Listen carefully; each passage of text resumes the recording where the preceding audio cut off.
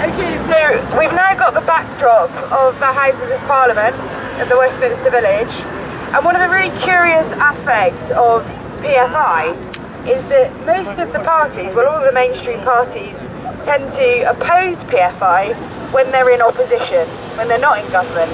It's very easy to, because it's clearly crazy. They seem to weirdly take a dramatically different approach when they actually get their hands on power in this country. And we've got some great quotes here. So one Labour Deputy Leader, Harriet Harman, back in the day, said very unambiguously, PFI is backdoor privatisation.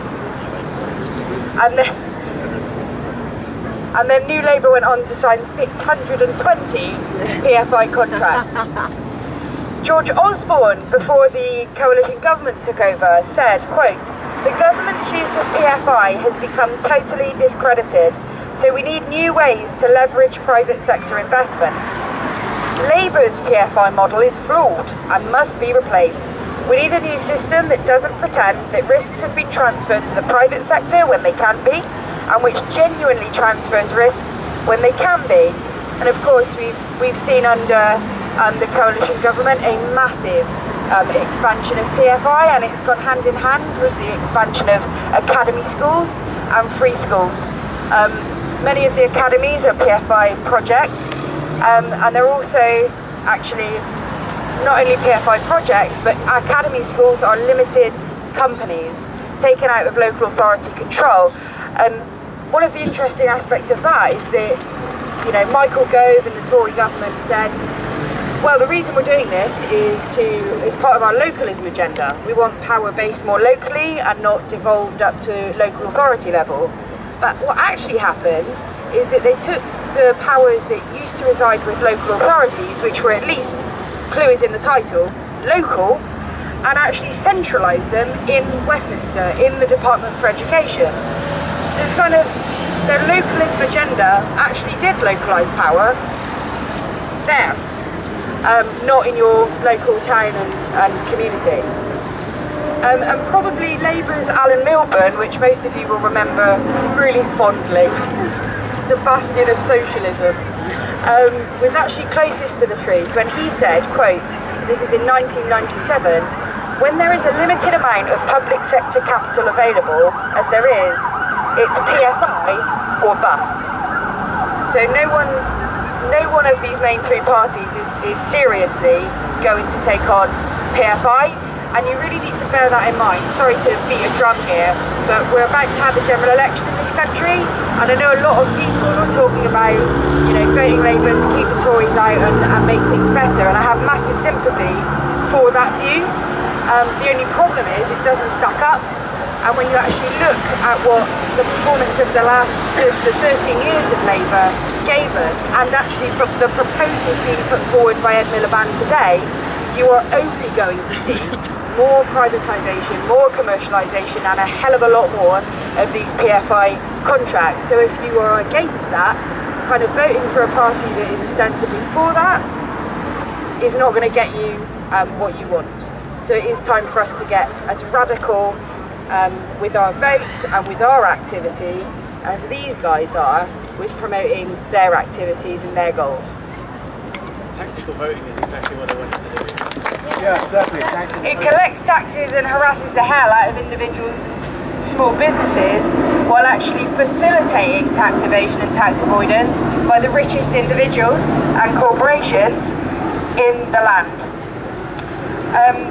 And in fact, on earlier stop we told you about the Treasury building, which is actually itself a PFI building, owned offshore, registered in the tax haven of Jersey. Well, we have another one here with the HMRC, and I'm going to read this out so that we get it right. The HMRC's buildings are financed and run via 2 PFI contracts. The HQ is owned via CHIL Infrastructure Holdings, while 600 additional offices, those are the ones around the country in your local communities, are actually owned in Bermuda via Mapley Steps Limited. Will the taxman really crack down when its own offices are offshore? And I've actually got a great personal anecdote with the HMRC, which is, I'm sure some of you would have seen a couple of years ago in 2011, we had the sweetheart deals uncovered at the HMRC. So you had an incredible tax solicitor who happens to be one of my best friends called Osita Umbar, who is an absolutely incredible tax solicitor that worked in the HMRC. And Oz cares about big companies paying their tax. So when he found out that Dave Hartnett, the then chief executive, head honcho of the HMRC, was actually meeting with Goldman Sachs and Vodafone and others over coffee and very expensive lunches and dinners to essentially make sweetheart deals which involved absolving them of their tax obligations in the UK, he wanted to do something about it. So first of all, he took it to the National Audit Office and he raised the alarm there that the whole purpose of the HMRC was being undermined, and he got no joy with the National Audit Office. They essentially tried to sit on his report. So then he took it to the Public Accounts Committee, was when it blew up publicly, and they hauled in Dave Hartnett and various other parties at the HMRC that had been involved in this massive tax evasion, and kind of nothing really happened. You know, there was a huge pressure in the public space, but what the HMRC did was actually, rather than sacking Dave Hartnett for breach of contract, essentially, for doing the opposite of what his job is supposed to be as our principal taxman, he was actually allowed to retire, pension intact, and you won't believe what his next career step was. He actually ended up joining HSBC Bank's Financial Crime Unit as head honcho there on another 6-7 figure salary, now helping HSBC continue to launder money and evade tax across the UK and across the world. And I just think that for me really underscored how inauthentic these institutions are. The fact that we have a HMRC which sole job is to collect tax, and when a tax solicitor stood up to say we're not collecting the tax, what happened to him was he was essentially fired from his job. When he went to return to his office to pick up his things, his security pass was voided. He was actually frog-marched to his desk, frog-marched out of the building. He and his wife ended up surveilled. So the HMRC actually used the Regulation of Investigatory Powers, which is REPA legislation, which was designed to stop terrorist activity in this country and allows the government to monitor and tap your phones, access your emails. It's a complete invasion of privacy on the basis, of course, that nothing to hide, nothing to fear. And not only did they use this on Oz, that tax solicitor, to attempt to persuade him to drop his investigation and go quietly, they also did this to his wife, who had absolutely no role in uncovering this at all, but her phones were tapped, her tax records were inspected, her emails were accessed. That's what happens in this country. He's a tax solicitor, his job was to work for these guys, but these guys aren't working for us. Our HMRC. Wow. Two questions. So, when you said you went to work for the Financial Crime Unit, is that actually what it's called, or are you doing? Yeah. It's sorry. Oh, right. I know. You can't really make it up. I think if you set out to create a parody of this situation, and you wrote that story out, I think people would go, that's just that. No, you've jumped the shark with that one. Can you tell me? It needs to do a spin-off one. The other thing, do you know how many tax collectors they fired? I know it's low. Oh yeah, that was the other. That was the other aspect of the HMRC. I don't have the figures to hand. I don't know if Joel does, but there have been massive layoffs. And obviously, when things like that happen to guys like Oz, who is in a senior position, it sends a very, very clear message out to other tax solicitors not to rock the boat, because you will pay huge personal circumstances for that. John, do you have the figure for how much each one was collected when it got closed? Yeah, just got so I'm quoting. There we go. Okay. I'm quoting from Richard Brooks's 2013 publication, The Great Tax Robbery.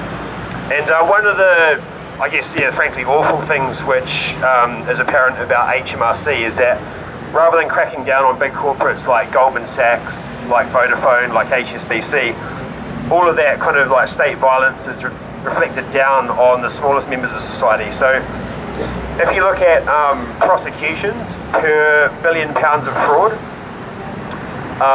for benefits we're looking at 9,000 prosecutions per £1 billion of fraud. If you go to indirect taxes, things like customs duty, you only have 50 prosecutions per £5 billion fraud. And direct taxes, income taxes, it drops down to 5 prosecutions per £1 billion of fraud. And we've just seen with the Swiss leaks fiasco in Switzerland that David Gorky, the tax minister who runs HMRC, went as far as signing a non-prosecution agreement with Switzerland, which basically decriminalised rich tax avoidance by people via HSBC bank accounts who effectively were told by the UK government, yes, it's okay, go store your money offshore, we're not going to tax you, and you can bring it back if you want to, but we're not going to take criminal action. So we have prosecution of people on benefits, and rich people like Douglas Flint, Stuart Gulliver, who run HSBC, given carte blanche to take their money offshore and defraud the taxman, all enabled by the UK government. Absolutely awful. As a soundbite, who's HMRC building owned by and where are they? So zoom in on this.